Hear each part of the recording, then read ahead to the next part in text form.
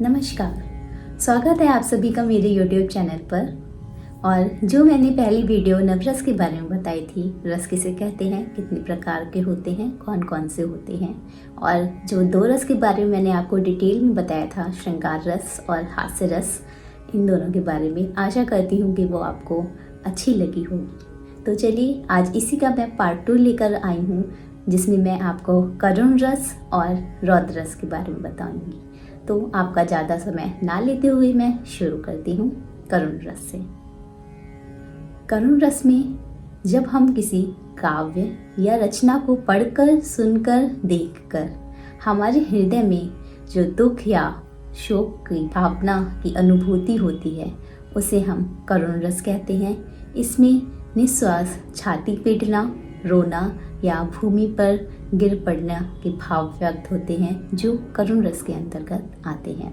जैसे कि हम इजी लैंग्वेज में कह सकते हैं, जब कोई हमारी प्रिय वस्तु या व्यक्ति की बिछड़ जाने पर हमारे हृदय में जो दुख की भावना उत्पन्न होती है, शोक की भावना उत्पन्न होती है, वही करुण रस होता है। इसमें हमें मिलने की आशा नहीं होती है कि वो हमें मिल सकता है। इसमें अगर एक बार वो चीज़ चली गई, वस्तु या व्यक्ति, तो इसमें हमें मिलने की आशा नहीं रहती है। इसी के ही उपरांत वियोग श्रृंगार में मिलने की आशा बंधी रहती है। यदि कोई वस्तु या व्यक्ति हमसे बिछड़ता है तो वो हमको मिल भी सकती है, परंतु करुण रस में मिलने की आशा नहीं रहती है। इसका स्थायी भाव शोक होता है। और इसके एग्जाम्पल मैं आपको बता रही हूँ, 2 एग्जाम्पल बताऊंगी जो कि बहुत ही इजी लैंग्वेज में है। तो 2 एग्जाम्पल इस प्रकार हैं। पहला एग्जाम्पल है, ऐ मेरे वतन के लोगों, ज़रा आँख में भर लो पानी, जो शहीद हुए हैं उनकी ज़रा याद करो कुर्बानी। दूसरा एग्जाम्पल मैं आपको बताऊंगी, मणि खोई भुजंग सी जननी, फंसा पटक रही थी शीश, अंधी आज बनाकर मुझको किया न्याय तुमने जगदीश। तो इसको मैं फिर से रिपीट करना चाहूँगी, अच्छे से आप सुनिएगा। मणि खोई भुजंग सी जननी, फंसा पटक रही थी शीश, अंधी आज बनाकर मुझको किया न्याय तुमने जगदीश। तो आशा करती हूँ कि आपको करुण रस अच्छे से समझ में आया होगा। और अब हम चलते हैं अपने दूसरे रस की तरफ। तो दूसरा रस है हमारा रौद्र रस। हम रौद्र रस के बारे में जानते हैं।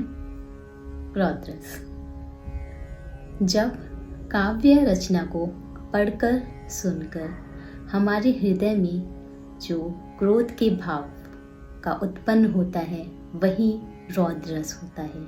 जैसे जब कोई व्यक्ति या पक्ष आपकी निंदा करता है, आपको बुरा भला बोलता है, आपको सभी के सामने बहुत ही अपमानित करता है, आपको बेइज्जती कर देता है, आपको बहुत ही गुस्सा दिलाता है, उल्टा सीधा बोलता है, नाप शनाप बोलता है, जो आपको बिल्कुल नहीं पसंद आ रहा होता है। वो या तो आपके प्रति हो, या तो आपके घर वालों के प्रति हो, या तो आपकी गुरु के प्रति हो, आपकी निंदा कर रहा हो, गुरु के प्रति निंदा कर रहा हो, तो जिसको आपको सुनकर बहुत क्रोध आ रहा हो, तो आपको बिल्कुल नहीं पसंद आता है, तो आपके मन में जो उस प्रति क्रोध आ रहा होता है, वही रौद्र रस होता है। तो इसी को ही हम रौद्र रस कहते हैं।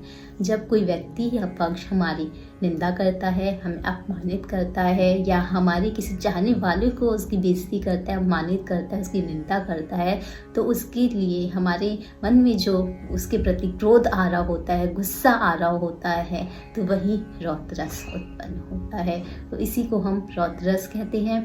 और इसका स्थायी भाव क्रोध होता है।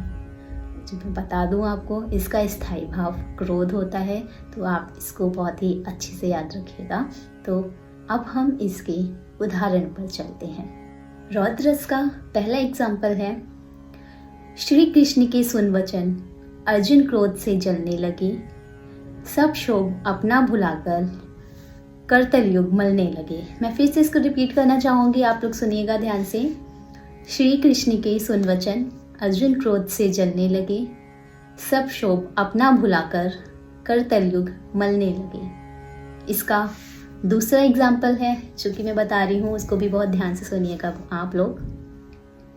अरे ओ दुशासन निर्लज, देख तू नारी का क्रोध। अरे ओ दुशासन निर्लज, देख तू नारी का क्रोध। किसे कहते हैं नारी का अपमान, करा दूंगी मैं उसका भी बोध।